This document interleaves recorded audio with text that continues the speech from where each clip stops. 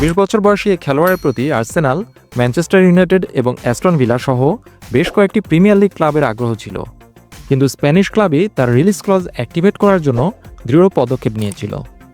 Release clause হচ্ছে সেই clause যা একজন খেলোয়াড়ের চুক্তিতে উল্লেখ থাকে।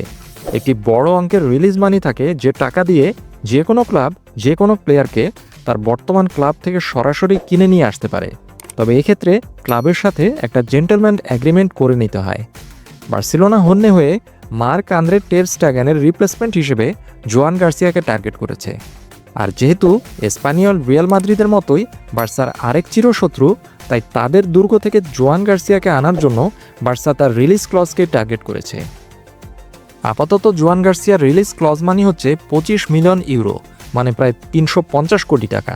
তবে যদি স্প্যানিশ জাতীয় দলে জোয়ান গার্সিয়ার সুযোগ পেয়ে যান, তখন তার ভ্যালু আরও বেড়ে যাবে। তাহলে তার জন্য প্রায় 30 মিলিয়ন ইউরো পর্যন্ত খরচ হতে পারে।